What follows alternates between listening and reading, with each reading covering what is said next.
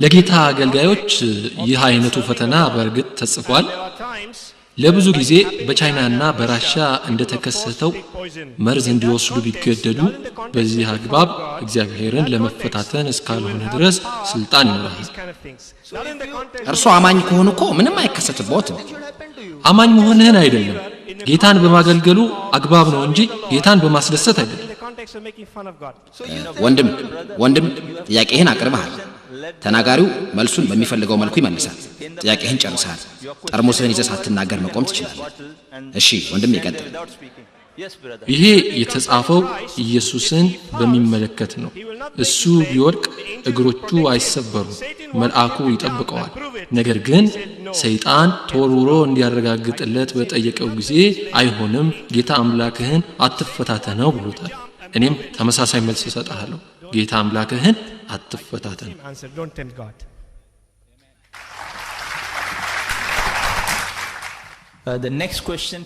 የሚቀጥለው ጥያቄ ከሴቶች በኩል ለዶክተር ዛኪር የሚቀርብ ይሆናል። ጥያቄ አለ። እሺ። አሰላሙ አለይኩም ዶክተር ዛኪር ናይክ። ስሜ አዝራ ይባላል። ለመጠየቅ የምፈልገው የኢየሱስ መሞት ወይም መሰቀል ጥያቄ ለሰው ልጅ ኃጢአት ሲባል ብቻ የሚነሳ ነው። እሱ ጌታ ከሆነ ብቻ የሚነሳ ነው። ስለዚህ ስለ ኢየሱስ መለኮታዊነት በእስልምናና በክርስትና ያለው አመለካከት ምንድን ነው?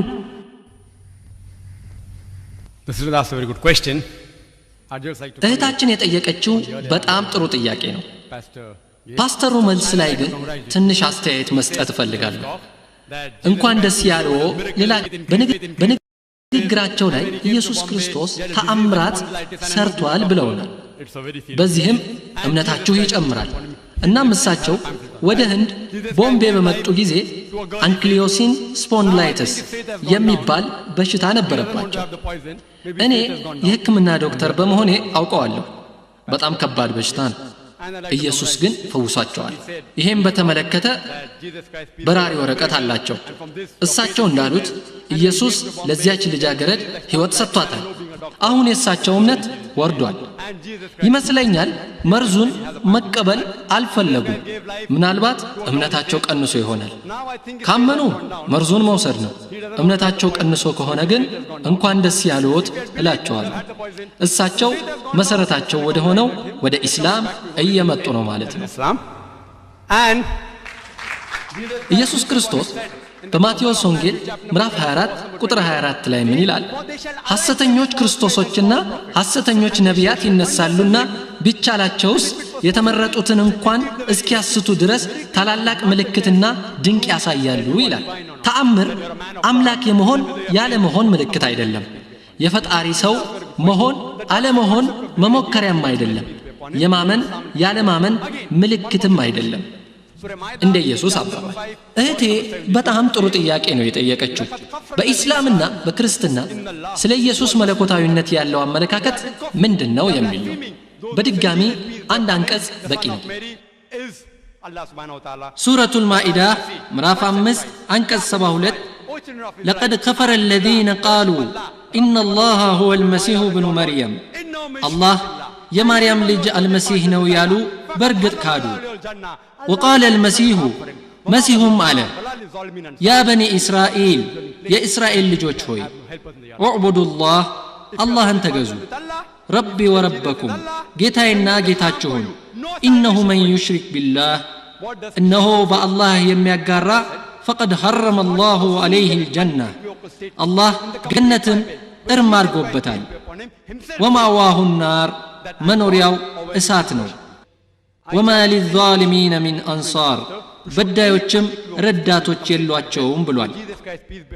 በአላህ ሌላን የምታጋሩ ከሆነ ኢየሱስ ጌታ ነው የምትሉ ከሆነ ገነት ለናንተ ሐራም ነው። ለናንተም ከኃጢአት መንጻት የሚባል ነገር የለም። ፓስተሩን ጨምሮ ማንኛውም ክርስቲያን ይምጣና ኢየሱስ በማያጠራጥር መልኩ እኔ ጌታችሁ ነኝ እኔን ተገዙ ያለበትን አንድ አረፍተ ነገር ያሳየኝና ያኔን እንነጋገራለን። አንዳንድ ጥቅሶች ሊኖሩ ይችላሉ፣ ነገር ግን በይመስላል ነው። በእርግጥ ኢየሱስ በዮሐንስ ወንጌል ምዕራፍ 14 ቁጥር 28 ምን ብሏል? ከኔ አብ ይበልጣል ብሏል። በዮሐንስ ወንጌልም ምዕራፍ 10 ቁጥር 29 የሰጠኝ አባቴ ከሁሉ ይበልጣል። ማቴዎስ ወንጌል ምዕራፍ 12 ቁጥር 28 እኔ ግን በእግዚአብሔር መንፈስ አጋንንት የማወጣ ከሆንኩ። ዮሐንስ ወንጌል ምዕራፍ 5 ቁጥር 30 እኔ ከራሴ አንዳች ላደርግ አይቻለኝም፣ እንደሰማሁ እፈርዳለሁ፣ ፍርዱም ቅን ነው፣ የላከኝን ፈቃድ እንጂ ፈቃዴን አልሻምና። ማንኛውም ሰው ይሄ የሆነው በእኔ ሳይሆን በፈጣሪ ፈቃድ ነው ካለ ሙስሊም ነው። ኢየሱስ ክርስቶስ ሙስሊም ነበር። የኔ ፈቃድ ሳይሆን የኃያሉ ጌታ ፈቃድ ነው ብሏል። በዮሐንስ ወንጌል ምዕራፍ 14 ቁጥር 24 ኢየሱስ ምን ይላል? የምትሰሙት ቃል የላከኝ የአብ ነው እንጂ የኔ አይደለም ይላል። በዮሐንስ ወንጌል ምዕራፍ 17 ቁጥር 3 እውነተኛ አምላክ ብቻ የሆንክ አንተን የላክኸውንም ኢየሱስ ክርስቶስን ያውቁ ዘንድ ይህች የዘላለም ሕይወት ናት። በሐዋርያት ሥራ ምዕራፍ 2 ቁጥር 22 የእስራኤል ልጆች ሆይ ይህን ቃል ስሙ፣ ራሳችሁ እንደምታውቁት የናዝሬቱ ኢየሱስ እግዚአብሔር በመካከላችሁ በእርሱ በኩል ባደረገው ተአምራትና በድንቆች ምልክቶችም ከእግዚአብሔር ዘንድ ለእናንተ የተገለጸ ነው። ከእናንተ መሃል በተአምራዊና በድንቆቹ በእግዚአብሔር የተመረጠ እግዚአብሔርም የተገለጸበትን። ስለዚህ ኢየሱስ ሰላም በእሱ ላይ ይሁንና አምላክ ነኝ አላለም። እሱ ከአላህ ታላላቅ መልእክተኞች ውስጥ አንዱ ነው። ለጥያቄው መልስ እንደመለስኩ ተስፋ አደርጋለሁ። Thank you. አመሰግናለሁ። May we have the next question? አሁን ደግሞ ከሴቶች በኩል ለፓስተር ሮክኒ። If believing in crucifixion ስቅለትና ትንሣኤ ከኃጢአት ለመዳን ብቸኛ መንገዶች ከሆኑ ኢየሱስም የሞተው ለሰው ልጆች ኃጢአት ከሆነ ከኢየሱስ መምጣት በፊት የነበሩ ሕዝቦች ፈውስ እንዴት ያገኛሉ? This is very important topic. It is ይሄ mentioned በጣም ጥሩ ርዕስ ነው። something which በመጽሐፍ ቅዱስ ውስጥ ብዙ ቦታ ተጠቅሷል። ለዚህ ጥያቄ መልስ ሊሆን ይችላል። Christian look behind መስቀል በታሪክ ውስጥ ዋናው ነጥብ ነው። የዛሬ 2000 ዓመት ገደማ የነበሩ ክርስቲያኖች ኢየሱስን አይተዋል።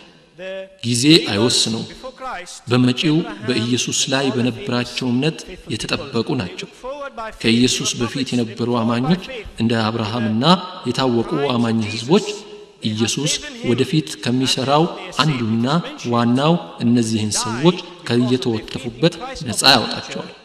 ምክንያቱም እነሱ የሞቱት አማኝ ሆነው ነበርና ነው።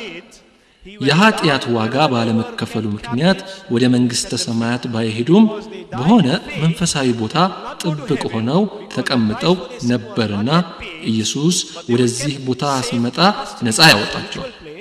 ኢየሱስ በመስቀሉ ላይ ሲሞት ቅዱሰ ቅዱሳን ሰዎች አይተዋል። መቃብራቸው ተከፍቶ በኢየሩሳሌም ጎዳና በመውጣት ተራምደዋል። እነሱም በዓይናቸው አይተውታል። ስለዚህ የቀደሙት ሕዝቦች ወደ ኢየሱስ ጊዜ በእምነት ከቆዩ በኢየሱስ መስቀል ይጠበቃሉ። የአሁኑ ሕዝብ እኔና ሌሎችንም ጨምሮ ወደ ኋላ ስናይ እኛ እምነታችን በኢየሱስ ስለሆነ ድነናል። የመስቀል ውጤቱ ግን ጊዜ የማይገድበው ነው። መስቀል ላለፉት አሁን ላሉትና ለመጪዎቹም ትውልዶች የሆነ ጊዜ የማይገድበው ነው። Humanity, future humanity, present humanity. Thank you. እሺ ወንድሜ፣ በላይኛው ክፍል ኢየሱስ በመንፈስ መልክ ተገልጦ አልነበረምን? ይሄ ታዲያ ሞተው መነሳቱን አያረጋግጥም? The brother has posed the question that የወንድሜ ጥያቄ የኢየሱስ ክርስቶስ በመንፈስ ቅርጽ መገለጽ ሞቶ መነሳቱን አያረጋግጥምን የሚል ነው። ቀደም ብዬ በንግግሬ እንዳቀረብኩት ስለዚህ የሚያስረዳው ጥቅስ የሉቃስ ወንጌል ምዕራፍ 24 ቁጥር 37 ምን ይላል? ነገር ግን ደነገጡና ፈሩ፣ መንፈስም ያዩ መሰላቸው። እሱ መንፈስ መሰላቸው፣ እነሱ መንፈስ ነው ብለው አስበዋል ይላል እንጂ ኢየሱስ መንፈስ ነበር አይልም። የሚቀጥሉት ሁለት ጥቅሶችም ይህንኑ ሲያብራሩ የሉቃስ ወንጌል ምዕራፍ 24 ቁጥር 39 እስከ 40 እኔ ራሴ እንደሆንኩ እጆቼንና እግሮቼን እዩ፣ በእኔ እንደምታዩት መንፈስ ሥጋና አጥንት የለውምና እኔ እንዳሳችሁ እዩ አላቸውም ይላል። በደቀ መዛሙርቱ መካከል መንፈስ ነው ብሎ የማሰብ ስህተት ነበር። ነገር ግን በኢየሱስ ተብራርቷል። እጄን እዩ እግሬንም እዩ መንፈስ አለመሆኔን ታውቃላችሁ።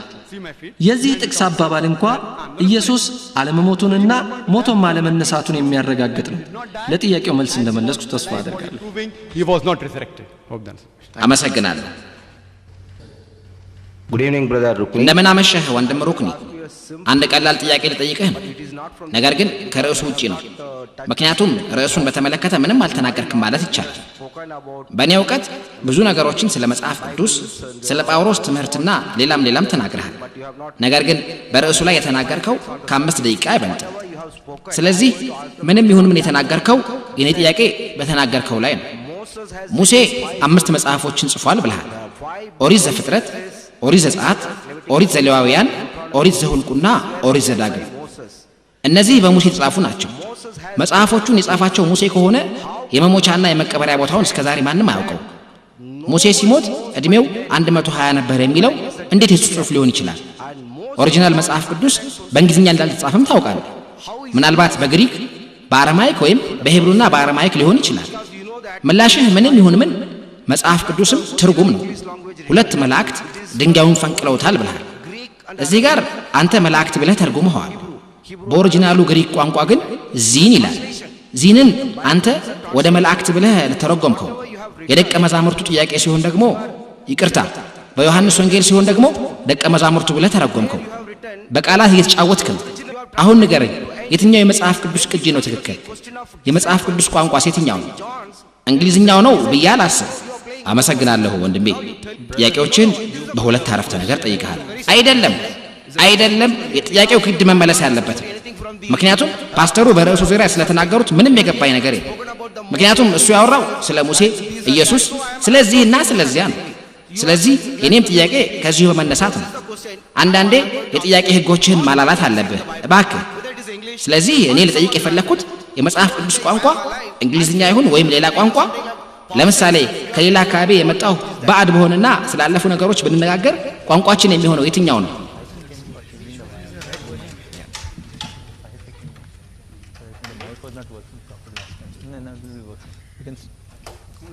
Hello. እሺ፣ የወንድሜ ጥያቄ በጣም ውስብስብ ጥያቄ ነው። አንድ ቀን በሻይ ግብዣ ተገናኝተን የምንወያይበት ይሆናል። And one day we'll go for a chai wala, we'll sit together and discuss it together. አይደለም፣ ቀላል ጥያቄ ነው የጠየቁት። የትኛው ቋንቋ ነው ትክክል? ሙሴስ በየትኛው ቋንቋ ነው የተናገረው ብዬ ነው። አይደለም፣ አይሆንም። ሙሴ እንዳለው ሞቻለሁ፣ ማንም መቃብሬን አያውቀውም ብሎ ይሄ በእንግሊዝኛው ነው። ወንድም መልሱ ትክክል ነው አይደለም የሚለውን ተመልካቹ ወስን። በቂ መልስ ሰጥቷል አልሰጠም የሚለውንም እንዲሁ። ወንድሜ አንተ ብቻህን ዳኛ መሆን አትችልም። አይደለም፣ መሆን እችላለሁ። 2 ደቂቃ ብቻ ስጠኝ፣ መጽሐፍ ቅዱስ መስተዋት ነው ብሏል። ወንድሜ አዳምጠኝ። ጉጉትና ፍላጎትህን እናደንቃለን፣ ነገር ግን ደንቦቻችንን መረዳት አለብን። ደግመዋለሁ፣ ጥረትህን እናደንቃለን። ወንድማችን ሩክኒ የሰጠውን ምላሽ እንዲሁ እናደንቃለን። የሻይ ፕሮግራም ይዘን እንዋያለን ብሏል። ለዚህ ዝግጁ ነው። ልክ ነው ወንድም ሩክኒ፣ በጣም ጥሩ ዝግጁ ነው። ቀጣዩ ጥያቄ ለዶክተር ዛኪር ከሴቶች በኩል ጥያቄውን ቀጥሉ።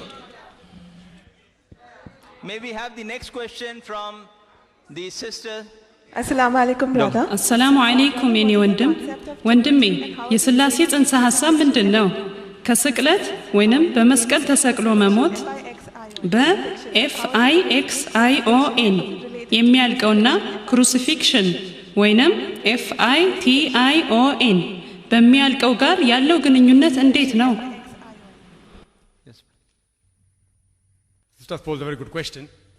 እህቴ በጣም ጥሩ ጥያቄ ነው የጠየቀችው። የሥላሴ ጽንሰ ሐሳብ ምንድነው? ከስቅላት ከFIXION ከሚያልቀውና በFITION ጋር ያለው ግንኙነት እንዴት ነው የሚል ነው። ለማብራሪያሽ አመሰግናለሁ። ለመመለስ ያስቸገረኝ ነበር። እንዲሁም እስላማዊ አመለካከት የቁርአን አመለካከትና የመጽሐፍ ቅዱስ አመለካከትስ የሚል ነው። ቁርአን መልሱን ይሰጠናል። በሱረቱል ማኢዳ ምዕራፍ 5 አንቀጽ 73 لقد كفر الذين قالوا إن الله ثالث ثلاثة الله አንድ ሶስተኛ ነው አትበሉ። ያ ማለት ስላሴ ነው። ሱረቱን ኒሳ ምዕራፍ 3 አንቀጽ 171 ደግሞ ولا تقولوا ثلاثة ሶስት አትበሉ ይላል። በቁርአን ውስጥ በብዙ ቦታዎች ላይ ስላሴ ተጠቅሷል። ነገር ግን መጽሐፍ ቅዱስን ብትወስዱ በዚህ ትልቅ ኢንሳይክሎፒዲያ አንድም ቦታ ስላሴ የሚል ቃል የለም። መጽሐፍ ቅዱስ የቁርአንን 2 እጥፍ ይበልጣል። ይሄ በትንንሽ የተጻፈ ነው። አረብኛና እንግሊዝኛ ከነማብራሪያው አለው። በእርግጥ መጽሐፍ ቅዱስ ከቁርአን ከ2 ጊዜ በላይ ይበልጣል። ስላሴ የሚለው ቃል ግን የትም ቦታ አታገኙትም። የትም ስላሴን በተመለከተ ማንኛውም ክርስቲያን ሊያመጣ የሚችለው ተቀራራቢ ጥቅስ ቢኖር በአንደኛው የዮሐንስ መልእክት ምዕራፍ 5 ቁጥር 7 ያለው ነው። ይኸውም በሰማይ ሦስቱም ተቀምጠዋል፣ አብ ወልድና መንፈስ ቅዱስ፣ እነዚህ ሦስት እንደ አንድ ናቸው የሚለው ነው። ስላሴን በተመለከተ ቅርበት ያለው ጥቅስ ይሄ ብቻ ነው። ተሻሽሎ የወጣውን ቅጂ ብታነቡ ይሄ የኪንግ ጀምስ ቅጂ ነው። በጣም ታዋቂ ነው። ይሄ ተሻሽሎ የወጣው ቅጂ ነው። ወንድሜ ማወቅ የፈለገውም የትኛው ቅጂ ነው የሚለውን ነበር። ባለችኝ 5 ደቂቃ የቻልኩትን ያህል አብራራዋለሁ። ቅጂ ማለት ትክክለኛ ምንጩ የሚለያይ ማለት ነው። ክርስቲያኖች 24000 ያልታተሙ የመጽሐፍ ቅዱስ ጽሑፎች አሏቸው። ከነዚህ ውስጥ 2 እንኳ የሚመሳሰል የለም። ይሄ ፓስተሩ የሚጠቅሱልን አዲስ የተሻሻለው የኪንግ ጀምስ ቅጂ ነው። ይሄ ደግሞ 73 መጽሐፎች ያሉት የዶዌ ቅጂ ነው። ከዚህ ካቶሊኮች የሚጠቀሙበት ውስጥ 6ቱም መጽሐፎች የተፈበረኩ ናቸው ብለው አውጥተዋቸዋል። ይህን የሚሰራው ማን ነው? ፕሮቴስታንቶች ናቸው። የፓስተር መጽሐፍ ቅዱስ 66 መጽሐፍት ያሉት አዲሱ የኪንግ ጀምስ ቅጂ ነው። ብዙ የተለያዩ መጽሐፍ ቅዱሶች አሉ። በአይአርኤፍ ውስጥ ብቻ ከ25 በላይ ቅጂዎች ሲኖሩ ከ200 በላይ የመጽሐፍ ቅዱስ አይነቶች አሉን። መታችሁ መመልከት ትችላላችሁ። ወደ ጥያቄው ልመለስ። ተሻሽሎ የወጣው ቅጂ በ32 ስመጥር ከፍተኛ ምሁራንና በ50 አይነት የተለያዩ የክርስቲያን ክፍሎች ትብብር በመታገዝ የተዘጋጀ ነው።